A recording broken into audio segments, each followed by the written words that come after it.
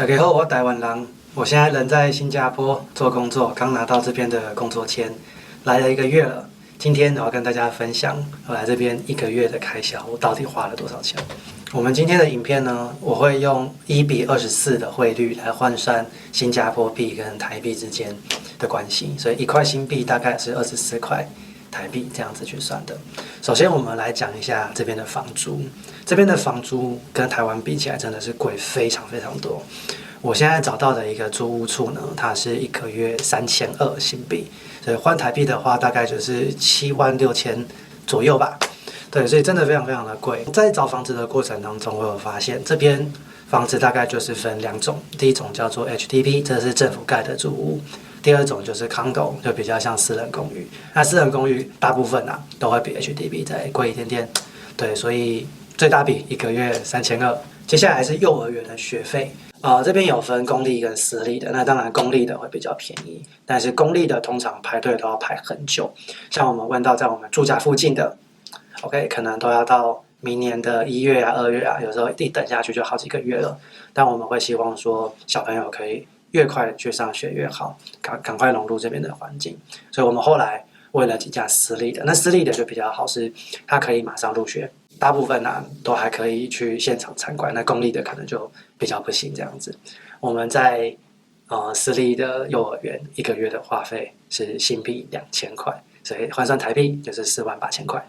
接下来是伙食费，伙食费我觉得算是比较省一点了，因为我工作的公司是有供餐的，然后小朋友的学校，他早餐、午餐还有下午茶都有供餐，对，所以实际上我们真的在吃出就是晚餐可能会花比较多钱。这个月总共花了694元新币 ，OK， 所以台币大概就是16600左右，还可以啦，但这就是这边的物价嘛。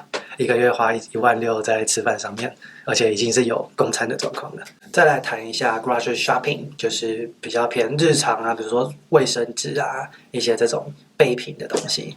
我们这个月因为第1个月来，然后我们的住屋处其实一开始来的时候是很空的，我们还要买一些柜子啊、家具啊，日常会用到的家电。OK， 这个可能是一次性的，第1个月会花比较多钱。对，我们第1个月这样花下来，在日常杂货这个项目花了526元，台币12000左右，12600块。OK， 所以对了，我们这个月买了一个气炸烤箱，还有一些家电这样子。我觉得这个之后应该会再省一点。再来是交通，我先讲我们这个月的交通完全没有搭计程车，全部都是这边的地铁 MRT， 还有像公车这样子，就这2样没了。所以我们就买了类似那种悠游卡的这种交通卡，然后每次就10块、20块这样子出资。OK， 那我这个月跟我太太2个人的卡，总共出了140块，所以换算台币大约就是3360块。接下来讲衣服，衣服这个月我们花了117新币，台币是2829。OK， 所以这个衣服呢，讲一下，我们来的时候就3个很大的行李箱，然后能装的其实老实说有限，因为是举家从台湾搬迁到新加坡。我们第1个礼拜来就发现，糟糕，衣服不够穿，我多买了可能3-4件的这个背心吧。对，因为新加坡很热，那背心很便宜。那为什么会花到100多新币？是因为光小朋友的制服，我们买了2套，就花了64元。OK， 64元台币就可能1500了，对，这边制服其实也蛮贵的。再来是美容，美容相关就是说包含我们日常去剪头发呀，或者这个太太就种睫毛啊这样子。我们在这边总共花了85新币吧 ，OK， 所以这样子下来就台币大概是2000块。那其中我跟我儿子都分别去剪过，我剪了2次，然后我儿子剪了1次，对，所以就是剪头发我都尽量找那种10块钱可以解决的啦，对啊，目前就没有要求太多。好，再来就是我们来讲一下水跟电，然后还有这个家用网络啊，还有手机网络这边比较偏 utility。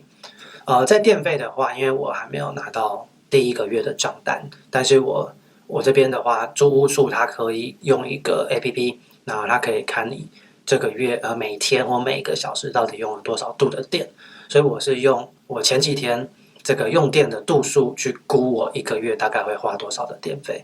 那估下来的话，我猜我这个月的电费可能是150新币，然后水费的话目前是还没有收到，而且水费它是比较是超表的那种，不是即时用量可以这样子监控的，所以水费真的不知道，所以这边就先留扣。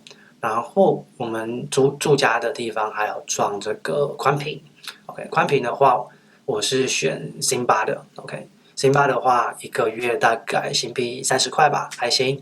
还有就是我们手机的门号，这边我跟我太太都各办了一个门号。那新加坡的门号，最入门版的就只有3家可以选，就是 Singtel、StarHub 还有 M1。那 M1 的话，它的价格是最具有竞争力的，所以我跟我太太都是去 M1 弄了一个门号。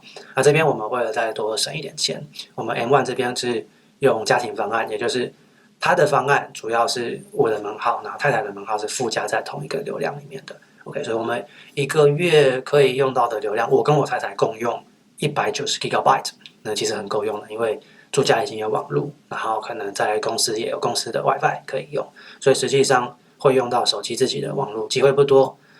通常那个电信门市的人跟我说，一个月啦，可能用60到80 GB 就差不多了。对，那我自己这样子看下来，我用的还更少。好，最后来讲一下这个押金的部分，很多东西都要押金，而且押金一次都押很多。像租房子，我的房东是跟我签这个合约，然后他要求说2个月的押金，所以你去算一下，如果1个月是3200，2个月就6400了嘛。那6400你再换台币的话，哇，那很可观嘞，15、16万这个新台币耶。再来就是学校。